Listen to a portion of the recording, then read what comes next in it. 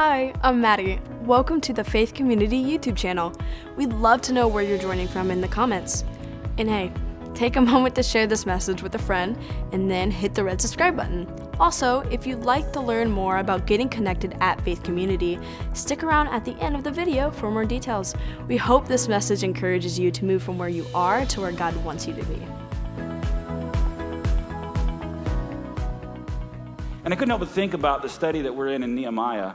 We've been in here, this is our 6th week, and looking at Nehemiah rebuilding the walls around Jerusalem. And last 2 weeks we talked about that process and that pattern of rebuilding those walls. But chapter 4 is really when we get to see them start working. A couple weeks ago I said the title of the message was The Work Has Begun. The Work Has Begun. The next few weeks, 4, 5, and 6, we see that as the work has begun, the opposition has begun. The opposition has begun. Warren Wiersbe said this about working and about opposition. He said, if you start building, you'll soon be battling, so be prepared. If you start building, you'll soon be battling, so be prepared. And he went on to say this, that opposition is not only an evidence that God is blessing, but it is also an opportunity for us to grow. Opposition, not only an evidence that God is blessing, but also an opportunity for us to grow. I don't know about you, but rarely have I ever looked at opposition and thought, that's the blessing of God in my life. Anybody? Sometimes when we look at opposition, it makes us think, is God really in this? Right? Because if you told me to do this, then it's going to be easy. It's not going to be difficult. You're going to go before me, prepare the way, come behind me, make sure everything's good. But opposition, you can look throughout Scripture. Every time someone set out to do what God said to do, they had opposition. There was difficulty.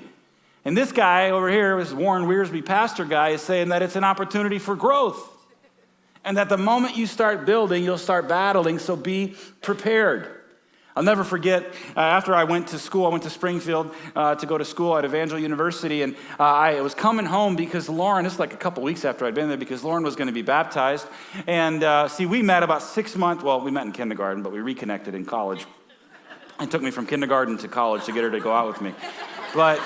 And when we reconnected, I 6 months before I was going to go to Springfield, I said, I'm not really looking for anything serious. I'm probably going to meet my wife down there, but we'll see where this goes. After about 2 weeks, hook, line, and sinker, I was in, And I'm coming home, and I get about maybe 45 minutes out of Springfield, and the timing belt in my car just shredded all over the engine. I saw all this smoke. I got out. I opened the hood, and I was like, there are rubber shavings like all over the place. I thought, I don't know anything about cars, but this does not look good. So I called my roommate, and I was like, hey, can you come, pick me up and let me use your car? And he's like, sure. He gets about 15 minutes outside of Springfield. His water pump goes out. And he's like, Josh, maybe this is God telling you that you shouldn't go home. I'm like, absolutely not. I am going home, And it was just so funny for me to think that just because this happened, that maybe I shouldn't go and watch, Lauren get baptized. And so I called my dad, and he's like, we'll figure something out, but it's going to be a while. So I hitchhiked to the gas station, literally. My mom was freaking out. She's like, you're doing what? I'm like, yeah, these people are going to take me over there. It'll be no problem. And I sat there for a number of hours until my dad came and got me. I'll just never forget that thought. Maybe you shouldn't go. A number of years later, I'm working at Joyce Meyer Ministries, and we have this opportunity to potentially come and help transition this church and become the pastors. And there was difficulty in that. It was exciting, but then it got hard. And I asked a mentor of mine there, I'm like, what do you do when it's difficult, when it's hard, but you think God told you to do it? And he made a statement that's simple, but it forever kind of changed me and my perspective. And he said, no, you just do this. You just do the last thing God said until the next thing he said. You do the last thing God told you until the next thing he told you to do. That's not exciting, but it's profound. It's profound. I can look back over the 7.5 years that Lauren and I have been the lead pastors, the 10 years that we've been in this process, and I can tell you the moment that I figured that God was leading me somewhere else was when it got difficult. I never questioned what God called me to do when it was going well. That was just proof of the pudding. God, you're in it.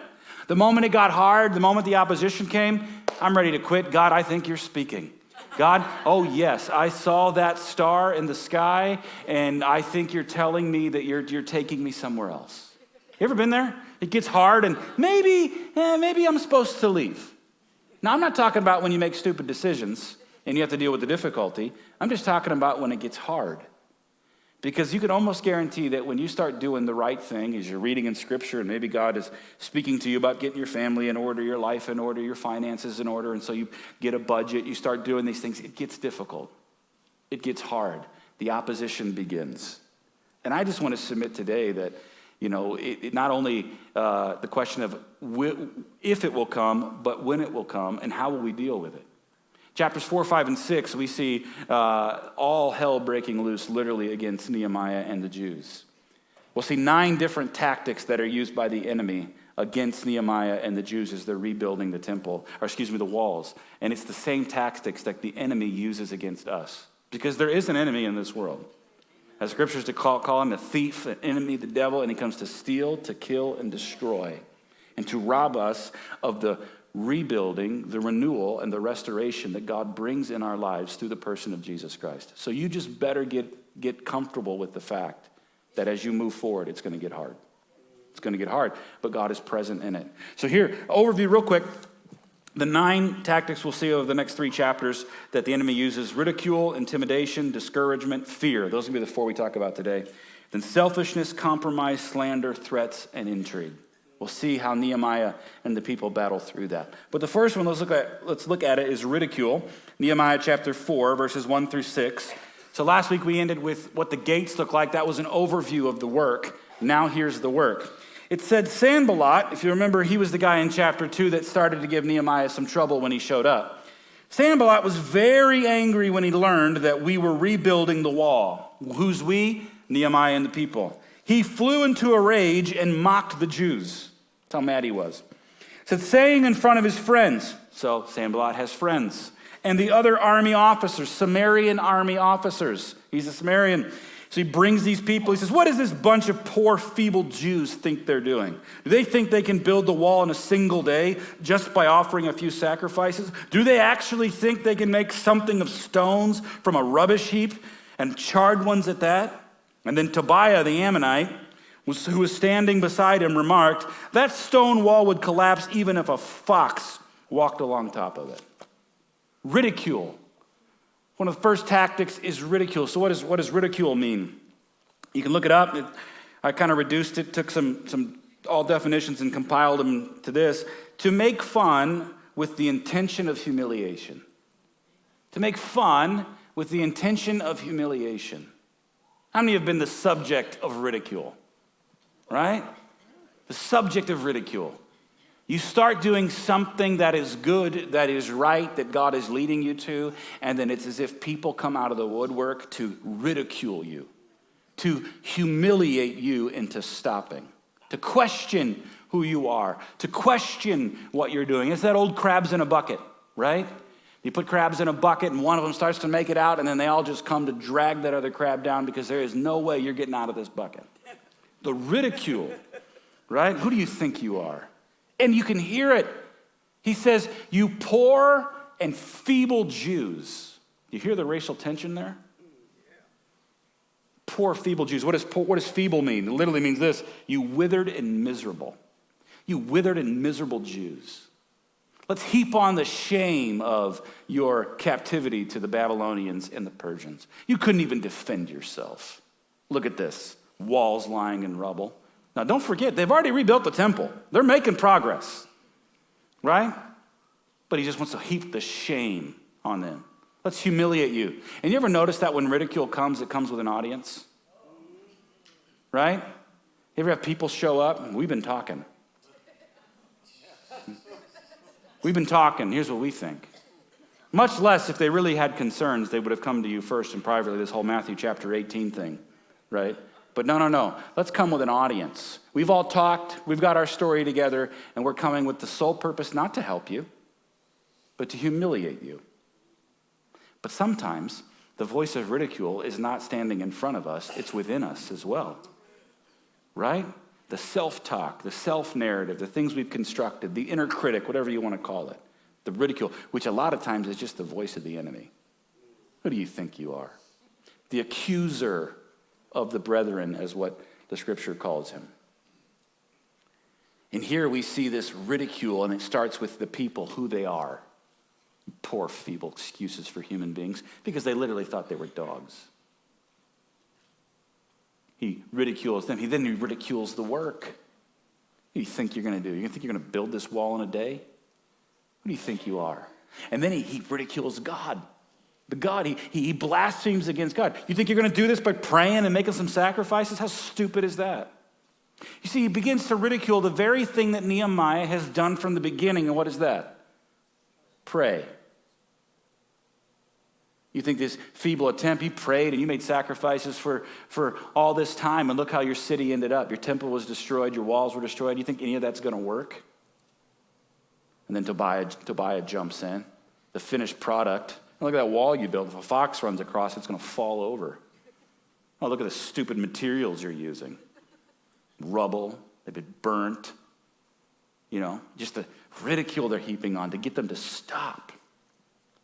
How often do we experience, that's like the first thing we experience. People aren't just going to come in and just say, try to physically stop you. It starts with that emotional, psychological ridicule and shame, and the enemy works in that big time in our lives. Oh, there's no way that you can have a successful marriage. Look at how you grew up. Look at your parents. Look at that addiction that you struggled with. It'll never amount to anything. And a lot of times it's us telling ourselves that. And no matter what other people are saying to us, we've internalized that narrative, and it's strong. You know how I know? Because I've got an amazing narrative. I'm a great writer. I have a wonderful imagination, right? I have constructed complex narratives that could probably win an Oscar, right? About me and other people. Someone could literally give me a compliment, and I'm like, psh, they're just trying to butter me up. Psh, they don't really like, it is crazy. But that ridicule is so powerful. So how do we respond to ridicule? Let's look at Nehemiah. Here's what he did. It says in verse 4, then I prayed. See the pattern? Then I prayed, hear us, our God, for we are being mocked. May their scoffing fall back on their own heads, and may they themselves become captives in a foreign land. Do not ignore their guilt. Do not blot out their sins, for they have provoked you to anger here in front of the builders. Sounds like David in the Psalms, doesn't it? Right? At last, I love this verse 6, at last the wall was completed to half its height around the city, for the people had worked with enthusiasm. Nehemiah did two things. He prayed, got back to work. He did the last thing God said until the next thing God said. You can ridicule me all you want. But he remembered. He has not forgotten the journey to get to where he is. How God has provided every step of the way. How God has been with them every step of the way. And he said, I choose not to participate in this ridicule with you. I need not defend myself. I need not defend God. Say all you want. We're going to build this wall. That's what we're going to do. I'm going to pray, and I'm going to get back to work.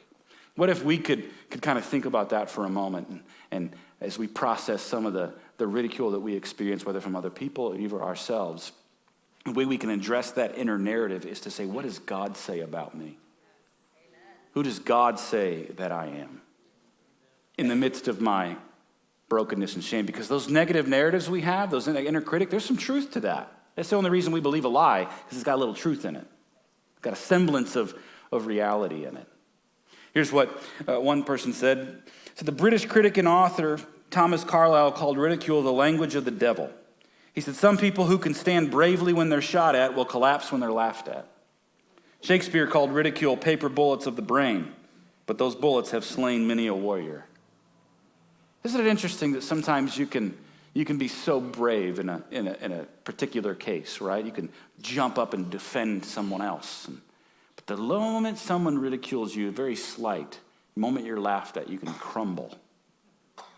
I know that's how it is for me. Someone could call me and say, Josh, the church is on fire right now. Is anybody in there? No. Did you call the fire department? Yep. We got insurance. God's faithful. He'll provide. Something will happen. Right? Be good. Someone could call me. Josh, someone did not like the shoes you wore last week. And they want to meet with you.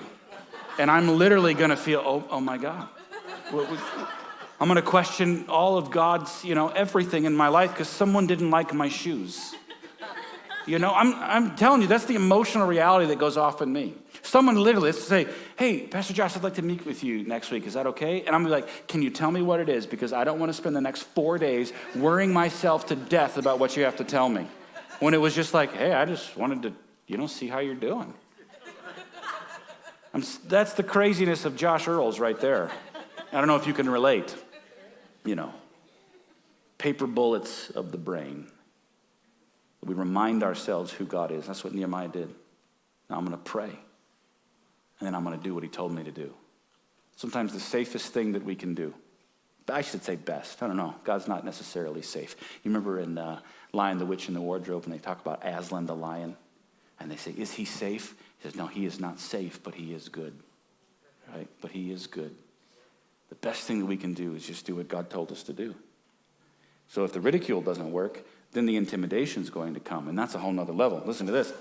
Verses 7 through 9. But when Sanballat and Tobiah and the Arabs, Ammonites, and Ashdodites, now they got more friends, all right, heard that the work was going ahead and the gaps of the wall of Jerusalem were being repaired, they were furious. So they couldn't ridicule them into stopping. So they all made plans to come and fight against Jerusalem and throw us into confusion. God is not the author of confusion, but the enemy sure is. But we prayed to God and guarded the city day and night to protect ourselves. So if ridicule won't work, if mere words won't work, now we're going to resort to action, violence in some cases, threats, intimidation of threats. Here's a definition of intimidation: the act of inducing fear or awe, but I like this one better. The act or process of attempting to force or deter an action by inducing fear. The way that the enemy works in our life is to try to stop us from doing something and force us in a different direction by intimidating, to induce fear. I don't know about you, but we live in a culture right now where fear is the method or the weapon of choice. Right? It's fear all the time. Got us in a frenzy. You wake up with fear, you go to bed with fear. Fear's buzzing and dinging in your pocket. I mean, if you want to be afraid, just, look at your phone or the TV. It's like fear all the time. It's intimidation. You get people up in a frenzy with fear. But the reality of this intimidation for them, and even for us, is that they were surrounded on all sides. Just like Israel today is surrounded by enemies on all sides who want to wipe them off the face of the earth, which is true, right? They hate them. They hated him back then, right? Listen to this. So on the north, this is who was coming against them, Sanballat and the Samaritans. That makes you think about, Jesus told that story about the Good Samaritan, about how much they hated each other, the racial tension that was present. That wasn't just in Jesus' day. That had been in existence for a long time. They hated each other. That's to the north. To the east, Tobiah and the Ammonites. To the south, Geshem and the Arabs. And to the west, the Ashdodites, which were the Philistines, known as the Philistines in Scripture. So on all sides, they have people who want to wipe them off the face of the earth. And I think you have to pause and ask the question, why do people hate the Jews so much? Why have God's people always been hated? What did they ever do besides bless the world? Honestly. There are more Nobel Prize winners per capita that are Jewish than any other race on the face of the earth.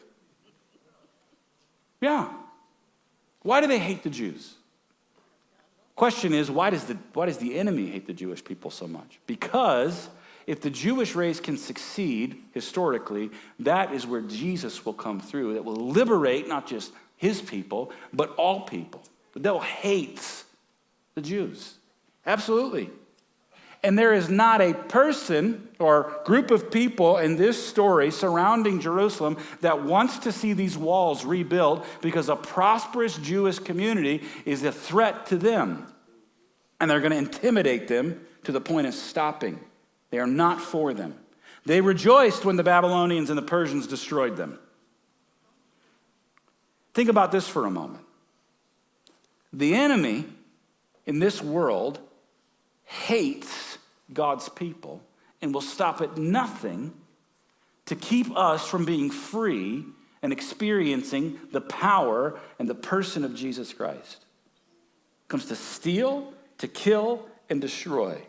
And will use every weapon in his arsenal to keep us from experiencing the process that God brings us through of the gates of rebuilding, restoring, and renewing. And we're kidding ourselves if we don't think there are forces outside of us that are working against us. The enemy of our soul. Enemy of our soul. And so as Nehemiah and his people are literally faced with being surrounded by the enemy, what does he do? He prays. He prays. He gets back to work, and they protect themselves. They make provision to protect themselves and to keep doing what God said to do. The best thing that Nehemiah could do is not wage a war, because he's going to lose unless God shows up, is to build the walls. The best thing that he can do is stand up to the intimidation, not for himself, not just for those people, but for the future generations of the Jewish people. A few weeks ago, we were talking about this series, and I made the statement regarding Nehemiah, if not you, then who? If not Nehemiah, then who? If you and I won't stand up to the intimidation and the ridicule that we're facing, maybe for our families, then someone else down the line is going to have to. The worst thing that you can do is just try to go and fight people and convince them of something that they're never going to be convinced of. The best thing, what has God told you to do? Now go do it. Pray. Get your family in order, fix your finance, whatever the thing that God is leading you to do that thing and let that speak. And I played football for many years, and the coach used to always tell us, I don't want you running your mouth out there. I don't want you trash talking. I don't want you to talk with your pads. What does that mean? Hit them hard. Hit them hard. Let your game speak. Play clean. Play hard. Do what you know you're supposed to do, and let that speak. Let's do what God has called us to do. The last thing he told us to do. So you got ridicule, you got intimidation, and then undeniably what's going to happen is discouragement is going to come. The goal is to not be discouraged, right? The reality is we will be discouraged. Why else would the writer in the book that I don't know he said it in say, do not grow weary in well-doing, right? For in due time. Discouragement's a part of life. Doing the right thing for an extended period of time, you will experience discouragement. It's inevitable because you won't always get what you want, right? And it's not always fun and exciting to do the right thing all the time. But you'll get discouraged. And listen to this. So then the people of Judah began to complain. Discouragement always leads to complaining. Always. Always. The workers are getting tired and there's so much rubble to be moved. We will never be able to build a wall by ourselves. It's kind of like when you tell your kids to clean the room or something, like, yeah, can you help? There's so much stuff on the ground. Yeah, you did it. Well, it's not fair. I know. It's not fair that you want me to clean your mess. I told my son, don't make messes and expect other people to clean them up, right? The discouragement at looking it's too big for me to do, but I'll never be able to do this. Discouragement is inevitable. How do we manage discouragement? The one thing you can never do is we can never give in to complaining. There's a difference between identifying a problem and then complaining about it over and over again and never looking to a solution and never doing any work. Complaining is not constructive, it is destructive. And I've complained with the best of them. Don't get me wrong. Complaining, though, is so fun. Have you ever had someone come to you? It is. It really is. It is for a period. Like someone comes to you and they want to talk about it. Have you heard what this person done? No, but do tell. Can you believe the boss made this decision? Yeah, he or she, they're so out of touch. They don't understand anything that's going on, except they have the whole picture in mind and you don't. And then he's like, yeah, they're just so stupid. Yeah. And you just complain. And then you're like, man, we just did something, right? We stuck it to them. We complained. And then it's like a magnet. And you just attract complainers. And all of a sudden you got this big old culture of complaining and didn't get anything done. You sure did feel good, though. I think we've become expert complainers in our culture. The moment someone gave us a public forum to complain, we took advantage of it and we started rewarding one another. Thumbs up, heart, smiley face, little GIF saying woo-hoo, and all that. Like, test this theory out, seriously. If you want to do something right now, I don't know, pick gas prices, okay? Go on a social media forum and talk about, like something positive. Yeah, I know it's $72 a gallon, but God is faithful and he'll provide. People are going to complain all day long about it. Are you an idiot? Blah, blah, blah, blah, blah. Or say, gas is $72 a gallon, and this person did this, and it's because they didn't do this, and this is horrible, and all this stuff. You're going to be like the greatest person ever. You're going to get so much praise for your negativity. You're going to think you're on cloud nine. You're like, dude, I got 700 likes today for my post. Because literally, it gives us a dopamine hit. Someone agreed with me. Yeah, but it was destructive because it didn't change anything. And the powers that be care nothing about what your opinion is. Because at the end of the day, I got to get in my car and go to work. But the complaining, discouragement leads to complaining if we're not careful. Recognize that you're discouraged and you've got a choice to make. What we'll see Nehemiah choose to do is pretty interesting here. But the thing that we'll discover, though, is that the discouragement, the complaining that was coming on, we'll find in later chapters, was coming from people in his own ranks who were partnering with the enemy. Sometimes we have to pay attention to the people around us, even if they're good people, right? And we could be these people too. That if you notice in your circle that complaining starting to arise, you got to stop and wonder, oh man, that's participating in the enemy's methods, not God's. After we've talked about it for about 2 seconds, how can we be positive? How can we speak life? How can we think about a solution? How can we move forward? How can we just keep doing what God told us to do? Because you know what Nehemiah does when people start complaining? He doesn't even respond. He's like, get back to work. We got to build the walls. That's what God said to do. I know there's a whole lot of rubble. I know this isn't ideal. I know that nothing about this right now is fun. Matter of fact, it's scary and it's difficult, but we're going to get back to work. Nehemiah chooses to ignore them, not for the sake of being mean, but he chooses to do something constructive for them, their families, and future generations. Say whatever you need to say. I'm not going to continue it. We're going to work. That's what we're going to do. We're just going to keep moving forward. Warren Wiersbe said this: discouragement is a key weapon in Satan's arsenal. It was discouragement that kept Israel from entering the promised land at Kadesh Barnea. That was when Moses sent in the spies, if you remember that, to go to the promised land, the land that God had already promised them that he would deliver them from. Sends 12 in, 10 come back, say, absolutely no way that we can do this. They got huge people. Have you seen their grapes? They're going to defeat us. They got grapes bigger than we've ever seen. And then you got these 2 guys, Joshua and Caleb, like, yeah, no, we can do it. God is faithful. They're severely outnumbered. I think a lot of times negativity and discouragement far outnumbers people who are saying, no, God's faithful. It's good. You ever notice that it's the few who say, no, we're going to choose to go at this because God said, or because it's the right thing. Those 10 didn't make it in. Matter of fact, an entire generation did not realize the promised land, not because God didn't provide, but because they couldn't get it here. They chose to stay in Egypt because they chose to complain, and they chose to be intimidated, and they chose to give into the ridicule and didn't experience the fullness of what God had for them. And Joshua and Caleb went in with a new generation that could do it. When we give in to the discouragement, I'm not saying if you feel discouraged, but when we give into it, it's where we get stuck. We get stuck there. And that kind of company attracts other people who will keep us stuck there. They are the crabs in the bucket. That's what they are. I'm telling you, it's true. And I've been that crab, so I'm pointing the finger at myself. Because when you stay there, now you're really dealing with fear. Fear. You've been ridiculed, you've been intimidated, you've been discouraged, and now here comes the fear, which is paralyzing. Fear is paralyzing. Fear it's a great motivator, a horrible master. How can you say that? Because the fear of failure has driven me a lot in my life, and now I'm realizing that it's not a healthy thing. Right? I'm more afraid of failing I'm so afraid of failing that I never get to enjoy succeeding at any point. Because right around the corner could come another failure. So I'm going to work harder. I'm going to be better. I'm going to perform, all the time. You live by that, and you live by I heard someone say, you live by the praise, you die by the criticism. You know what I mean? It's so true. The fear. Listen to this.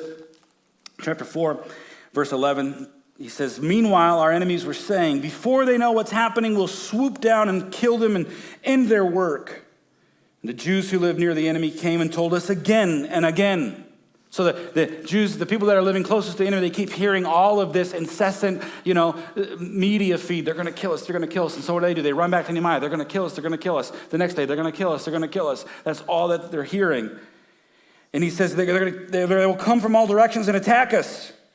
So Nehemiah, he says, so I placed armed guards behind the lowest parts of the wall in the exposed area. I stationed people to stand guard by families, armed with swords, spears, and bows. Nehemiah's like, all right, we're going to prepare to defend ourselves. He said, then, as I looked over the situation, as he took a moment, I called together the nobles and the rest of the people, and I said to them, listen to this, do not be afraid of the enemy. Do not be afraid. He said, remember the Lord who is great and glorious. What is a key way to deal with fear? Identify it, and then do what you need to do if there's some areas in your life that you need to shore up.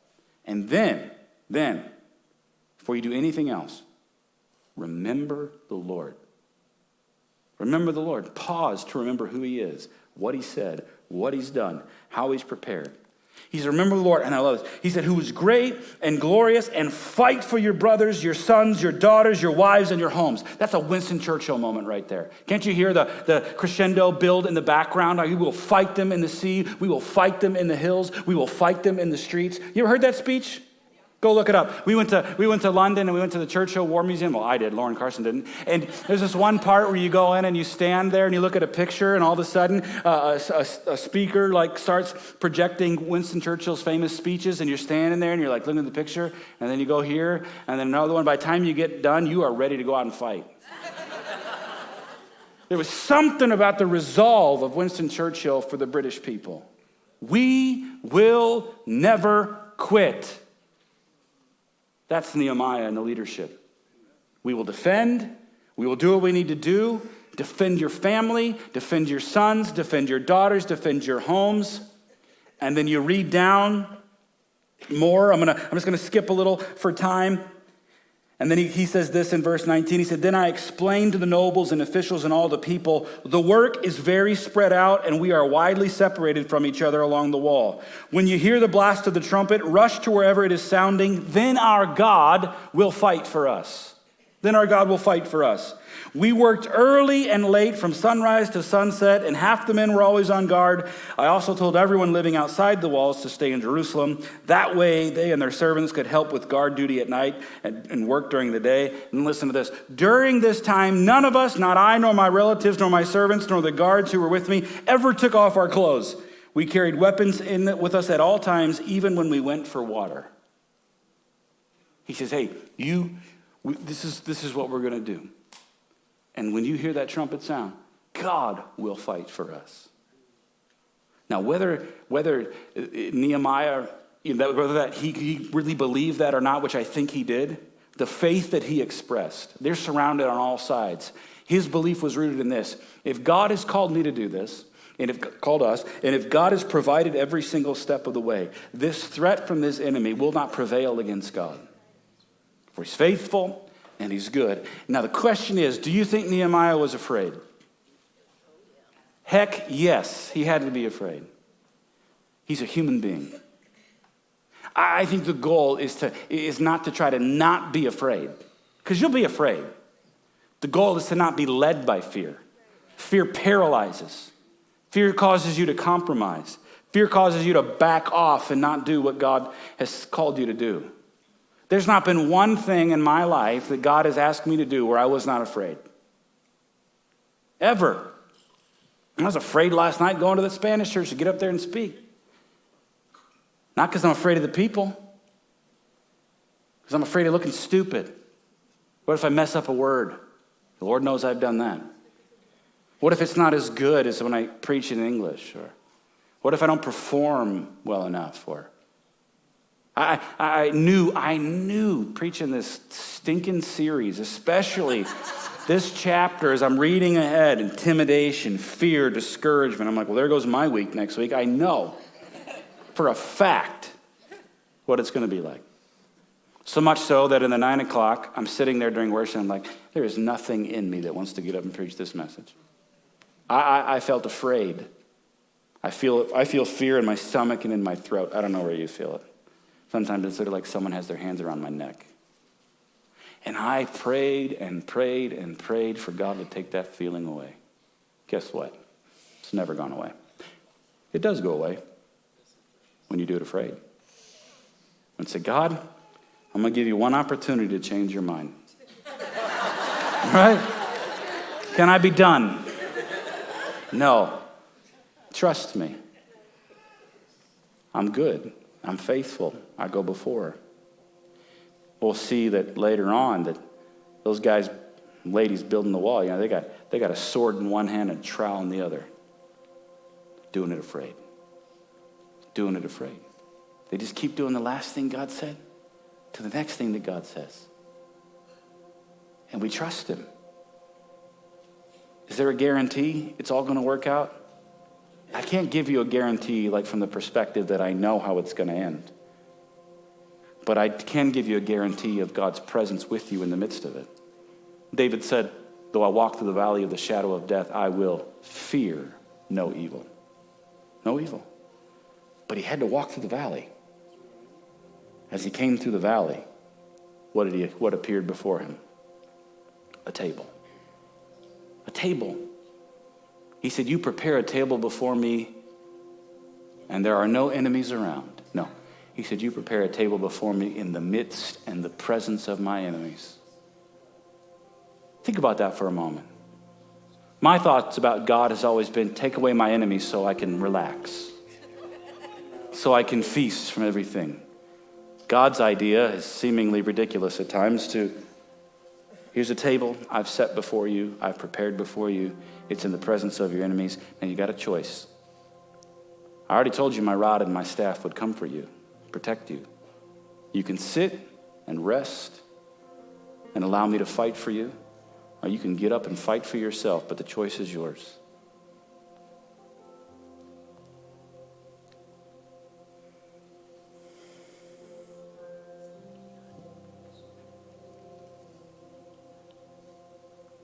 Two years ago, I realized I was not sitting at the table. I took that staff from the Lord, and I was fighting myself, protecting myself. You want to ridicule me? I'll show you. You want to intimidate me? I'll intimidate you. Not being angry and yelling, my intellect, make you feel stupid. I'll prove to you God's called me to be here.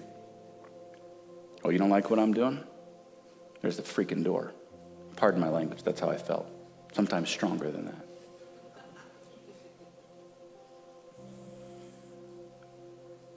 I mentioned this before, but it was in a season when we were not in church for 3 months.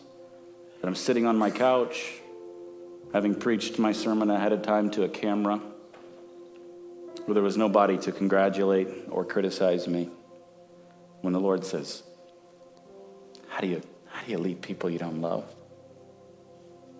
I didn't realize that. I'd given in to the ridicule, intimidation, discouragement, the fear, and realized I was fighting to protect the little 7th grade boy inside of me.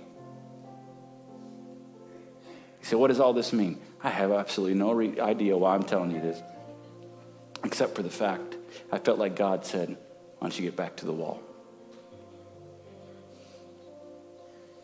He handed me another brick. Put it in place. You just build the wall.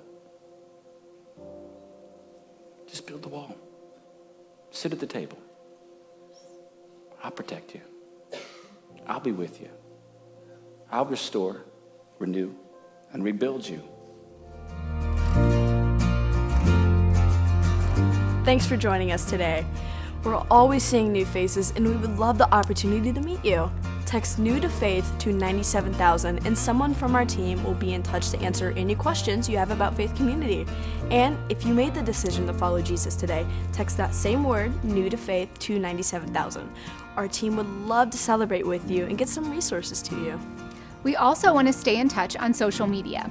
We're there throughout the week posting content we believe will encourage you and help you move from where you are to where God wants you to be.